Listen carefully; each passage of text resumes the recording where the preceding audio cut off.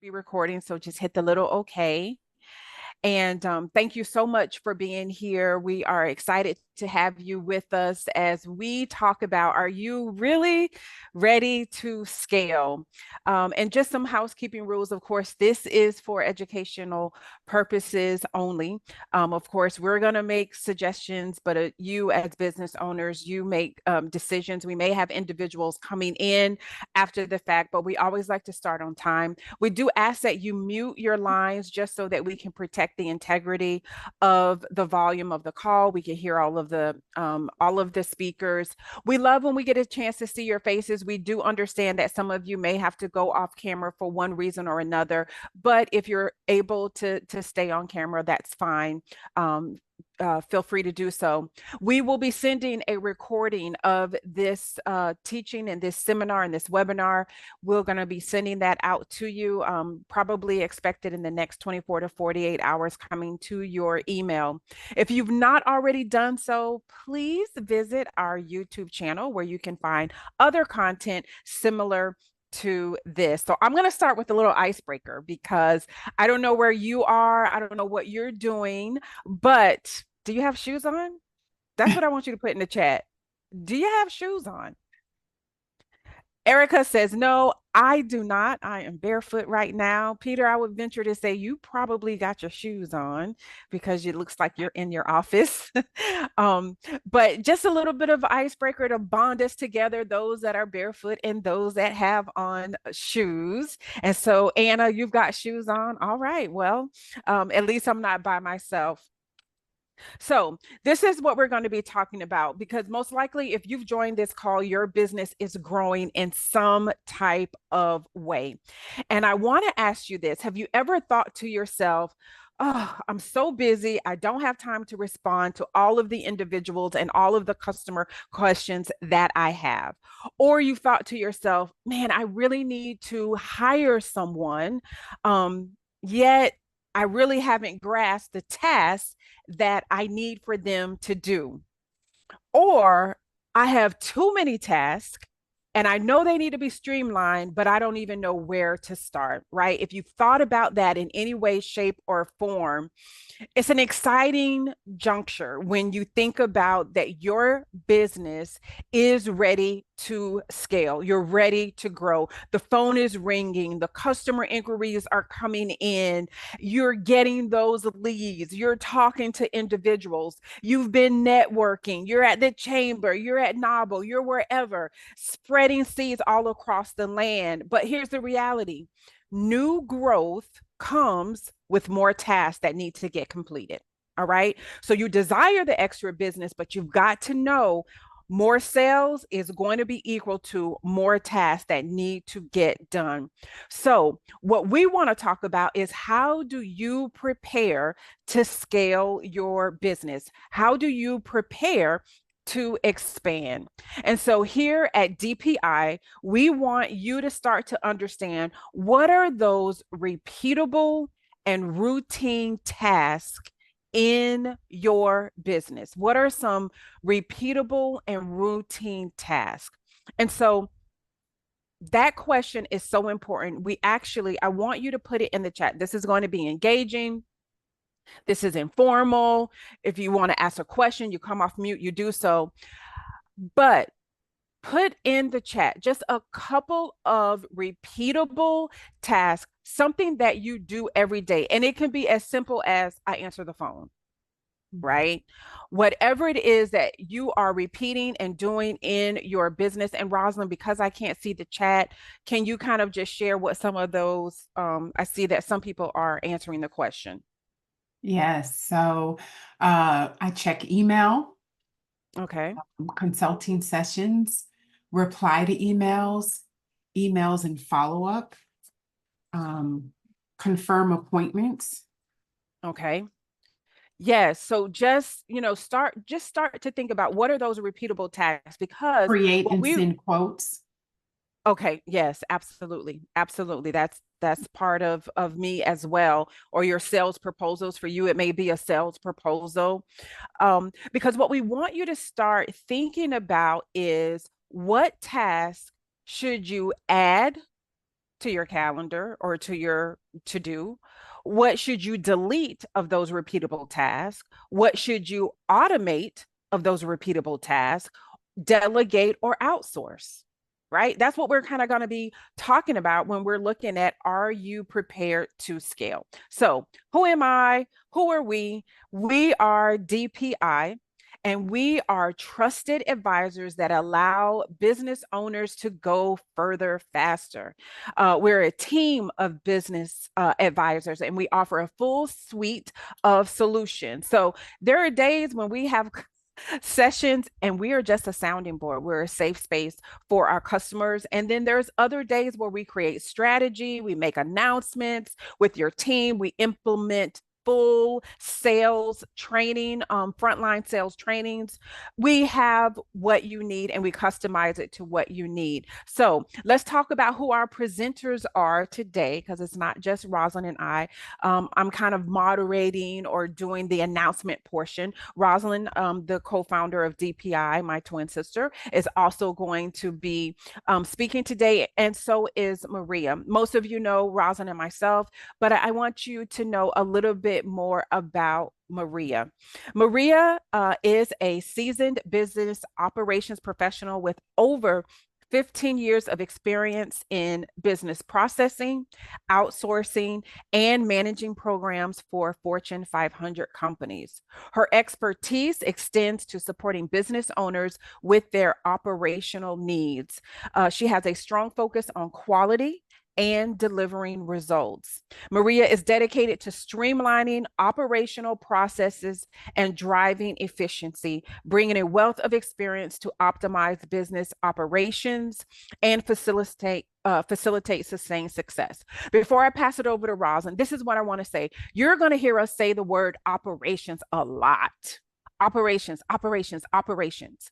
When you hear that, I want you to go back and think about what you put in that chat, that repeatable task. That's operations. Rosalind's going to speak a little bit more about it. So, Rosalind, take it away.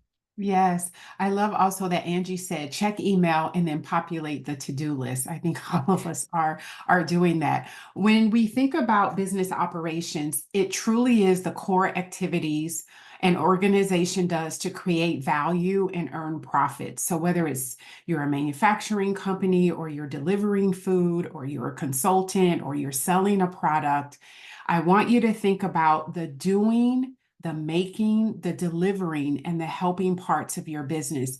Many times the operations are obviously just running in the background and we don't give a lot of thought to it. I have very few people that come to me and say, Rosalind, I need help with my operations. It's more so I need more customers. I need to figure out how to be on another social media platform, or how do I take my team from here to there. Very rarely are people talking about the operations. So we will also hear the terms operations management, and those are the critical part of a business. Operations is the management of how you get things done in your business. Operations are critical to any business, even if you're thinking about what are the hours of operations, right? If you have a Google business profile listing, just your hours of operations.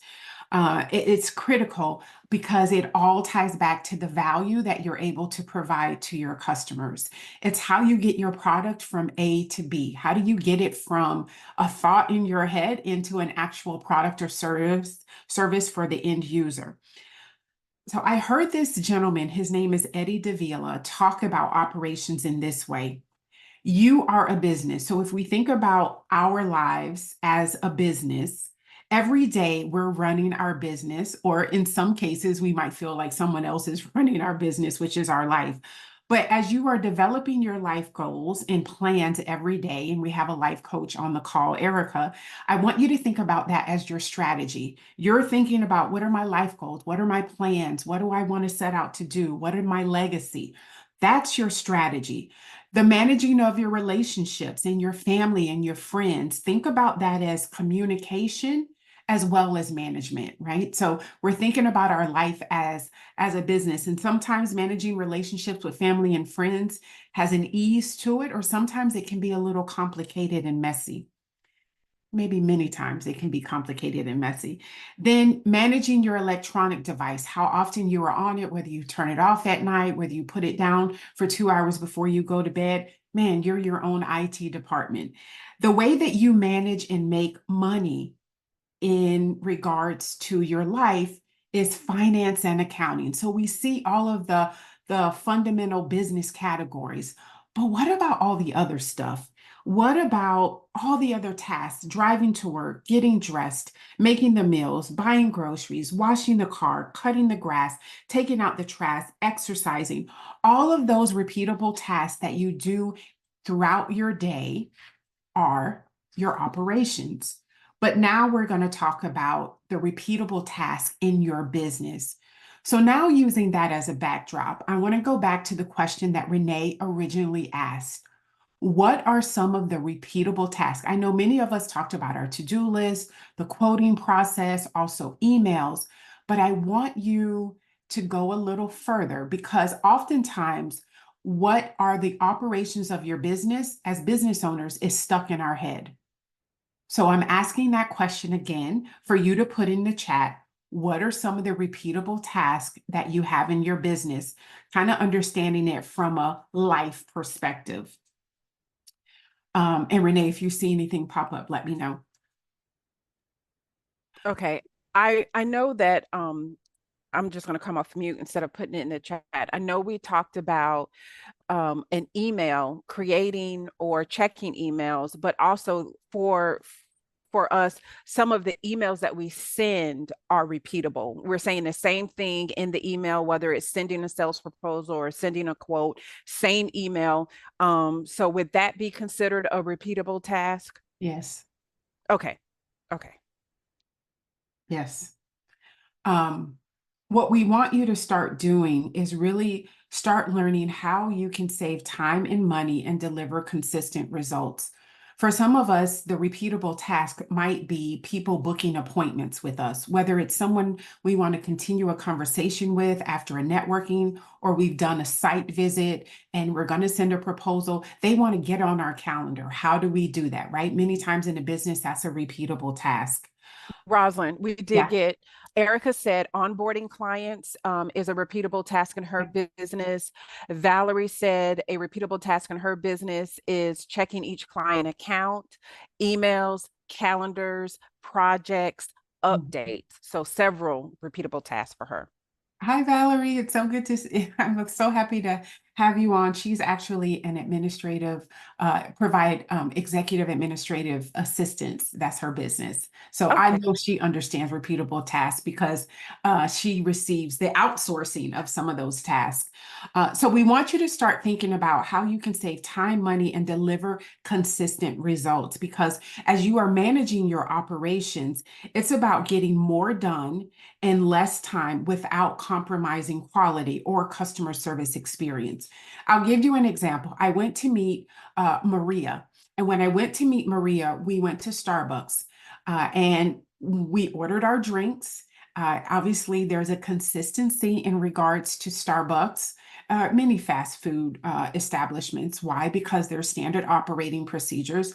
But as we were getting our drinks, there was I think I had ordered a tea and or no, I think I had ordered a coffee and they had messed up the order and he was giving me another one and I was like, don't worry about putting the top on it. And he says the procedure is I have to put the top on it. So in that moment, as I'm sitting with Maria, who is the operations guru, I'm like, there it is. That is making sure that the customer service experience is consistent, that I wouldn't burn myself by getting a cup of coffee that didn't have a lid on it. So again, that repeatable task of like, here's your drink, repeatable, right? In Starbucks across the globe, without compromising quality, without compromising a customer service experience. So whether you are a product-based business or a service-based business. So how did we get here? How did Renee and I and Maria think about that we want to do this call? I will be very honest. We are having a deep dive into our own operations because our business is scaling. And so we thought if we are thinking this, so must other business owners. We are just inspired to bring this because we know that operations, again, just runs in the background and most people really aren't thinking about it. We're not thinking about what is our sales process. From the moment someone says, hey, I want to learn more or I want to talk to you, what do we do past that point? What is that sales process? What is the after sales process, which many times is even more important in regards to retaining that client than the actual sales process? What is our return process? What if we have a product and someone needs to return it? We've seen since the pandemic how it has changed how we return product. How do I deal with customer complaints? If someone's not happy, what do I do? Or, as I said, what are our hours of operation? So in this webinar, as I am getting ready to almost turn it over to Maria, I want you to think about improving our client experience might be decreasing the time it takes for me to return a phone call or kind of follow up if I'm doing, I know we have some speakers on here. If I'm speaking and I've met all these people, how long is it taking me to actual follow up? Do I have a process to follow up after a networking event? How do I provide better products? Sourcing my suppliers. Do I have a process for that? Do I include a warranty? How do I get faster delivery? How do I take back returns? How do I allow customers to make online payments? Many customers want the convenience of being able to make online payments. Or how do I book an appointment? What are the processes? Better, faster, and with less effort. And why do we want to do that? To take you out of the business. We want to get it out of your head and take you out of the business so you can focus on the true CEO work. So I want to use this company as just as an example so we can see how there can be a negative impact on business if we don't improve our operations. So imagine that we're a yoga studio. I've been a yogi for almost 2 decades at this point, over 2 decades. And so this yoga studio, they offer classes throughout the week, but they also sell yoga accessories. So they provide the service, but then they also have these accessories like mats and apparel, essential oils, yoga blocks, everything that complements being in that yoga room. The customers now have the opportunity to have a monthly membership where they can get unlimited classes. They recently opened a new location and offered discounted packages because they wanted to build visibility. Oh, that's so exciting. They're scaling a new location. But because the classes are so full, because it was so well received, all of these discounted packages that they sold, gosh, they don't have the team in the room, the staff, to be able to clean up after all those sweaty bodies are in the yoga studio. No one is welcoming the members in. No one is checking to make sure that they're actually registered. They don't have enough yoga teachers, and they don't even have mats available to be purchased. No one's really posting on social media. So all of that hype from the beginning, it's no longer there. Now you can see where if your operations are not optimized, how it can have a negative impact on your business. So I'm going to now turn it over to Maria to go a little bit further into talking about operations and how we can optimize our operations. That was poor planning, Rosalind. That yoga studio needed some help in operations so that they can plan for scaling and growing and not affect their business reputation in the process. Thank you, Rosalind. Rosalind has done a really great job in simplifying what we do on the operations side of things. So I'm going to just deep dive a little bit further into what it means. And I'm going to pick up on some of the concepts she already shared with us. Starting off with, we already think operations, it runs smoothly because the business is there, right? In the case of the yoga studio, it's already there, it's functioning. And now we say, okay, let's just get a new one. And we jump into the unknown without doing it in a planned and in a structured way. So that's where our operations side comes of it. And most business owners or CEOs have the operations process in their mind. So as things are already in their head, they know what to do, right? And that's one of the first things that we encounter when working together is it feels like the process works because we already know what needs to be done. But when we've done, proof of concept, we've got customers and we are, selling All of that is covered with the current structure that we have. When it becomes a challenge is when we want to grow and scale. It's like, the first thing I keep hearing is, all of the processes in my head, I know how to do this, or I have to do this. I have to do the quotes. I have to do the onboarding. I have to do the emails.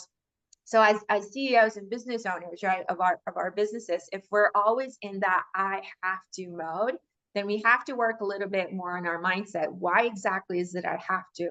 Is there fear of letting go of some sort of control, right? And then if we keep going into that, why is there that fear? It's because we don't have a documentation. And that documentation is what we call the standard operating procedure, right? It's an SOP for short. And we use it to sort of do like a brain dump on each one of our processes and say, okay, so as soon as a customer contacts us, how do they contact us, right? It might be via email, it might be via a chat, it could be on our website, it's a contact form. Then they are immediately contacted when and who. So we always think of who is the responsible person, when are we going to contact them? And that's what we call our turnaround times, or SLAs. When should this customer be expected to be contacted, right? And then who's taking on that next step? And there's different ways of writing this. An SOP should not be a manual. We probably have heard that, an SOP gets written out, and then it gets distributed, and then it's in a binder, and it gets a lot of dust, and somebody knows where that binder is, or a new employee comes in and we just give them that binder and they need to read it, and it might be outdated. With today's technology and automation, all of these things can be very simple process. Sometimes just putting together a quick 30-second, 60-second video is all we need to kind of drive the point of what needs to happen. So our SOPs are the start off point here, just trying to understand as a business owner, what are the tasks you're doing today? And we'll just dump it all in a huge list, right? And start looking at each and every one of those tasks, and then building a step-by-step process around that and who is responsible. Because just like Rosalind was saying, we want to work on our business, not in our business, because then we are the ones stopping the business from growing. Every time we hear, I have to do it, we have to come back and realize that we are holding the growth of our business with that mindset. So think of operations as the backbone of your business. It needs to be put in place. It needs to be structured. It needs you, probably, if you're a one business person, it needs you to be able to build all of this so you can scale. The next part is talent and people, right? Now we think of the traditional way of hiring lots of people, growing our company, and now we need a building, and now we need offices, and we need all these different things. Well, that's not necessarily need to happen like that. However, we do need to have processes. So we need recruiting processes, human resource process, performance management process, and a list of tasks. I'm hiring somebody and I don't even know what they need to do. So that would be the step one, right? As soon as we're thinking we can do talent and people via outsourcing, we can do it via automation. So that's technology, and that's many of the programs and offers all of us have seen out there, right? Your one and all CRM, we'll do it for you. The doers, the virtual assistant, there's plenty of offers out there. And it's a really great time to scale and grow your business in that way. However, you can't skip the operational side of documenting all your standard operating procedures. I've worked with clients where they said, all right, we need to hire salespeople. I'm like, great. What are they going to do? Or I've worked with clients before where they said, oh, I can't hire people. They just come in and they don't know what to do. They don't perform, and they end up leaving with the competition. It's like, really? Did you give them instructions? Did you give them expectations? Did you have one-on-one with them? How often did you have them? Right? And we start like deep diving into all these processes, which are really how our role also as business owners and CEOs needs to evolve into this next stage. So it's you as a business owner, as a CEO, you're the visionary. You know where you want to take your business. You understand a lot about your customer base and how to sell, but now it's time to grow. It's time to move on to that next stage, and also being able to see, where do I see myself now as working on the business? What are the decisions that I will be involved in, and what are the processes that I will be involved in? Maria, Oh, sorry. No, that's okay. I just wanted to give an example Yeah. because many of you know I also have a insurance agency. So I went down, I don't want to say the rabbit hole, but I did determine that one of my repeatable tasks was answering my phones, right? Like I don't need to do that. Or do I really need to have a team member do that when they need to be focusing on sales? So I hired a virtual assistant, right? So I did that. I'm like, okay, let's automate this. Let's do. So then it was, well, what do they say when they answer the phone? And I was like, oh crap, well, I hadn't thought about that, you know. So then I had to write out a script. So just as you said, even though you may determine that, okay, I'm going to hire someone and you hire someone, it's just like on that first day, what are you going to be sharing with them? And so I had to provide this person a script, what questions to ask when they're on the phone, with regard to providing the information to the sales team to quote, what questions do we need? What information do we need to provide them an insurance quote? So I just wanted to give that as an example to kind of back up what you're saying, is that if you've not thought that all the way through, you can really find yourself paying for them by the hour and they don't know what they're doing. Mhm. Thank you, Renee. That is very common, right? Because we're almost on autopilot driving our business. Just like when we get into the car and we drive, we're not really thinking about it. We're not, step one is open the door, you know, start the ignition and all these things. We forget about all of that. So that's really a great example. And one takeaway that we can leave you with you today is start writing down your task. As little as it may seem and insignificant to you, because you know your business, you know exactly what you're doing. But think of it, what if I were to hire tomorrow? What, and hire doesn't need to be a person, it could be a system, it could be technology. Just think of it in general, right? Be open to the idea of getting creative and also thinking efficiencies, right? Start creating, open a little notepad on your phone and start writing down everything you do around your business from the moment you wake up. Do you wake up and look at your emails? That's step one. That's something that you already do. When you look at your emails, who's the priority? Is it your customers? Is it other people in your business? Is it vendors? And then when do you respond to them? Do you respond to them until 8 a.m. when you're once in the office? Or do you respond to them immediately? Just kind of thinking through that. But for now, it's really important that you start listing out every single task that you do. Then there's amazing tools out there, right? Where then you can create a time matrix and say, okay, now we're going to put a price tag to each one of these tasks. And you'll realize that sometimes as the business owner, you're doing $10 task when you should be doing the $300 task, the $1,000 an hour task. And then you can now say, all right, all these tasks need to go to somebody. Work with someone in operations or someone that can guide you, right, to give you the best possible solution to it. And lastly, it's about your finances as well. In operations, we take a look a little bit of the overall of how your business is running, but we also want to make sure you're being efficient and that at the end of the day, your results are being reflected in your bottom line. I want to share a consolidated view on how we track something, like everything I've been talking about.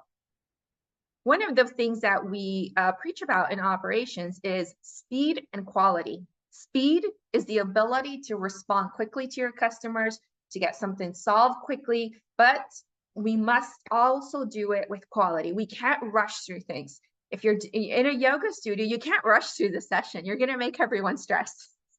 People are there to, you know, get in shape, but there's a process, right? You can't say, okay, everybody hurry up because we got the next class, or any, you kind of get the idea of it, right? But speed is the, okay, when a customer calls us or when they contact us through the different various forms they come, how quickly do we respond to them? And do we respond with the accurate information, right? So in operations, we start tracking metrics. We start looking at the numbers because the numbers tell a story. And that's the story we want to understand. We want to know where your business is today and where you want to take it tomorrow. And if you do an exercise like this, which as you can see, it's just really a spreadsheet with a lot of names and numbers. But if you get in the habit of preparing this, then you will know where your business is standing at today, not within 3 months, not at the end of the year, looking back and say, oh, what happened? No, what happened last week? How many leads came through? How many sales did we close? How many refunds did we have to give? What's going on with the refund department? And again, this is a spreadsheet where you can say, I can actually delegate this spreadsheet to somebody on my team. I don't need to do it myself. I can start it off myself so that I know exactly what I need to look at and what is the information I'm looking for, where's the source, and then I can delegate it with an instruction to somebody. So we like to look at things week over week. So we're not in a reactive mode, looking back 6 months later in the year, 3 months later, or at the end of the year. Things that we can track, evergreen metrics, like what is really important to our business. Hopefully we all agree it's some revenue. We want to make sure we're making as much money or sales as the potential of our business has. Things like cash collected, revenue per employee, other metrics, that North Star metrics, numbers that guide your business. So if I can find 250 leads per week, I can make 10 sales at the end of the month. But if I'm only getting 100 leads and I actually need 250, well, then yes, I need to go to Rosalind and say, we need to work on marketing. I don't know how to bring in more leads, but your problem is right there. It's in front of you. How many meetings booked, for example, how many meetings get completed? Things like Net Promoter Score. How happy are the customers? Do they return? In marketing, how much are we spending on media? This is a lot of our hard-earned money goes into marketing so we can gain new business. So understanding the performance of it. And it doesn't need to be all the Google Analytics that we need to see, and then Facebook ads, and then all this complex thing. We just put it in a small spreadsheet. We look at the total. How much did we spend? How many new subscribers or how many new clients did that bring us, right? And then we bring to our cost of acquisition of every customer.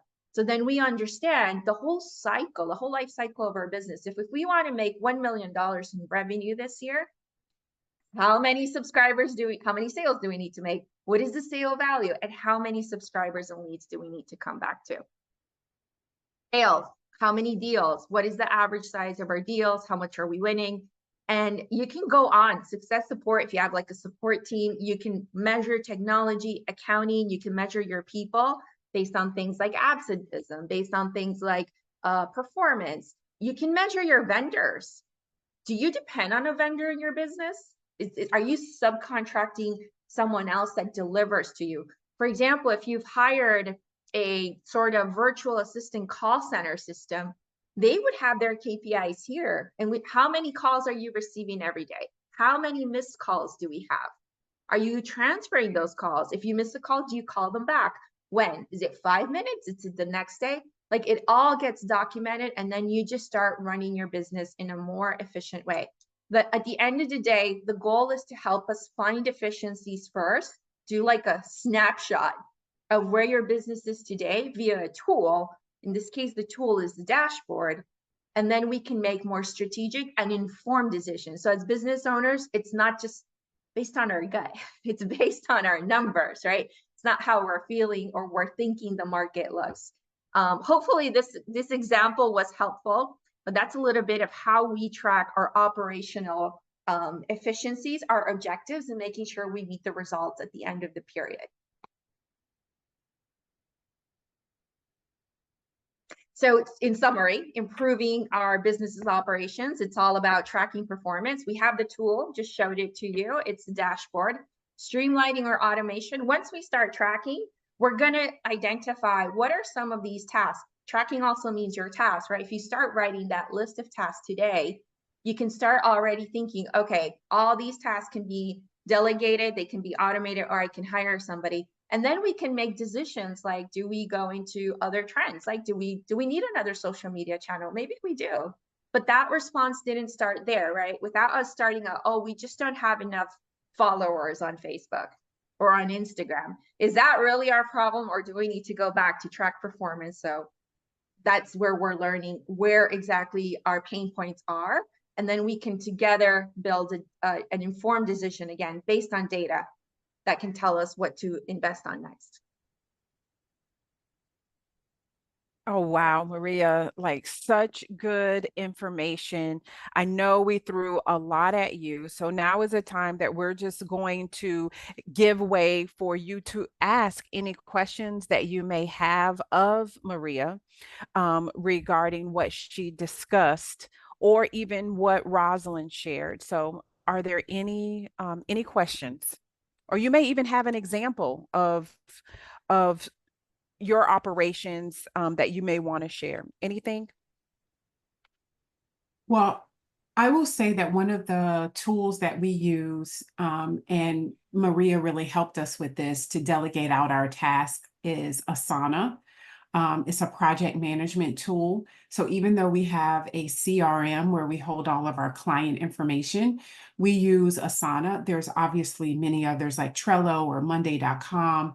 But it has been a great way for us to delegate out who's doing what, assign deadlines, and then if there's any subtask, and we do that per each of our clients or whatever project we might be managing. Erica, I saw you come off mute. Yeah, so I'll share something and then I have an ask. The one thing that has helped me, as Rosalind mentioned, I'm a coach and I'm a speaker. And before I used to hand out business cards, but on stage I can't have a pocket full of business cards. And so what has helped me tremendously was having a digital business card in addition to my physical ones. And so what I love about that is that, for example, I was at an event last night and a few people scanned my Popple. I use Popple. And I have automated it and set it to a point where the minute that somebody scans it and connects with me, it immediately sends both of us an email, says, hey, you both connected at this date, at this time. I don't know if it says the location. It says, why don't you go ahead and continue the conversation? So I don't have to remember the person that I scanned it with. I just go back to my email and say, hey, it was so great meeting you. Let's chat. So that is something that has helped me a lot to automate my follow-ups. And then again, it's a lead capturing app so that it gives me all of their information. I can export that into an Excel and then now add it to my contact list. My ask, and I've been in this particular situation before, is that I'm a one-woman show. And it's really hard for me to download my day to day, right? Because as I'm sitting here, listening to this amazing information, I'm writing down, and then something Maria said, I'm like, oh crap, that's right, I had to do this, right? And then I'm jotting it down, and it's so hard to, tally that up to then hand that over. So I wrote down here, the time matrix. I love that concept, right? To create it, but how do you create something like that that's not now becoming yet another task? That's a good one, Erica, and thank you for the example you shared. It's painful. It's painful to grow too, right? And it's very similar to trying to have a diet and exercise. When you're dieting, the nutritionist really asks you to put down all of your food. And now they've taken it an extra step. If you're using something like MyFitnessPal, you got to put in how much it weighs. You got to put in the calories. You got to put in the amounts. But at the end of the day, and this is, I believe, right away, it's so important that we have our why very clearly on why we're doing things, because it's going to get hard. Like being a business owner is very, very difficult, but there's so much passion and vision behind the person leading it that, as difficult it is to write down everything you eat, to the minimum of how much, calories it has or how much it weighs, or when you're trying to budget your finances. If you have a goal that you're going to Europe next year for 2 weeks, right? That's your why. You're going to Europe, you're going to have fun, you have all these plans. So when you're sitting down every week looking at your budget, it's going to be painful for a while, but eventually it's going to help you see something you haven't seen before. In the same way that we do journaling, right? When we need to journal out things that are bothering us or causing us stress. So no, it's not an easy answer, but it is important to start, is what I would say, right? Start, write it out, put it on your phone, because I think we're on our phones almost all day. Do a voice memo. If you don't want to write, just do a voice memo. And if you use like Google Suite, for example, you open a Google Doc and you just speak to the Google Doc, it's going to write out the whole thing for you. And then you can just put that into like a processor and it builds an SOP right then and there for you. And that's all you have to do.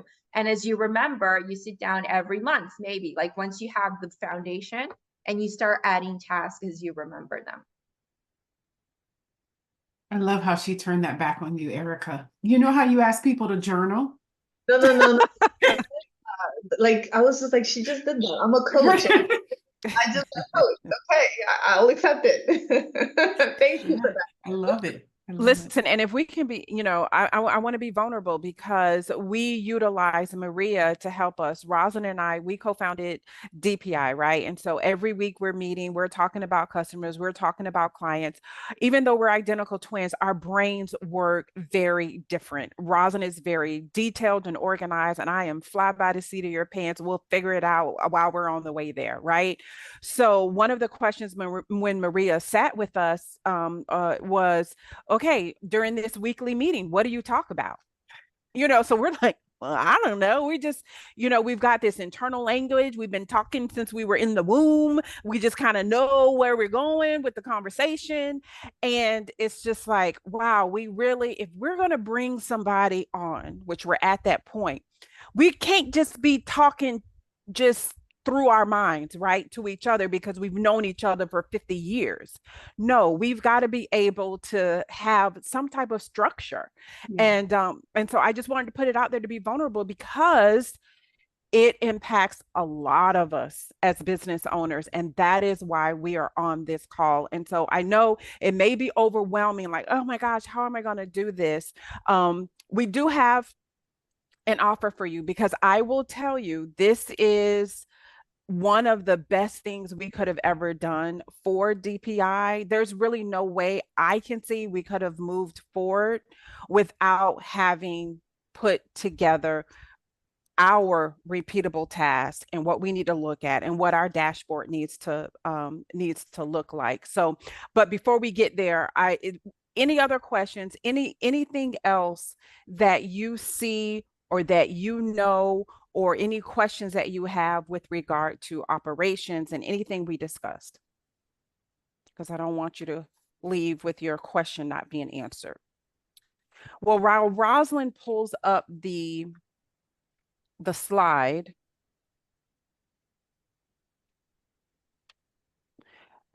we do have these offers with operational packages, $200 off, $100 off. And so you may be like, but what's in the package? And so they're customized to your needs. And so what we have done is we've opened up our calendar, no charge for March 29th. So write that date down, March 29th, because you may not even know. I don't even know what I need. And so May 29th. I don't know why I'm saying March. I apologize. May 29th between 3 and 4:30, we're going to have 20-minute time slots. And we're allowing you an opportunity to meet with Rosalind and I for us to kind of hear, hey, this is what I want to do. This is where I want to go. And what do you recommend or what do you suggest on how I get there? We, of course, will honor the money off from the Streamline Success Package, which is the one that provides you the operational support, the CEO dashboard, your recommendations, your final review. Maria spends time with you. Same with the Operations Post Package. This is a little bit smaller. You don't get the CEO dashboard. You may say, oh, I only need the CEO dashboard. We will talk with you about what your needs are, what you feel your needs are, and then of course what we recommend. So if you have time, May 29th between 3 and 4:30, let us know. We will put, Rosin, hopefully you'll be able to put in the chat the link to schedule. Also, when you get the recording of this webinar, it will include the link for you to schedule that time with us. We normally only open up our calendars free of charge or complimentary, so to speak, 3 or 4 times a year, like once a quarter. So we would love for you to get in front of us and determine what is going to be best for you. All right. So that again, that is May 29th between 3 and 4:30 p.m. All right. 20 minutes of time we spend with you, and you make the decision from there with regard to the recommendations we provide for you. If there's nothing else, and Rosin just put the link for May 29th in the chat. If there's nothing else, we're going to stop the recording at this time. But I would like to know about your business. And so if you don't mind,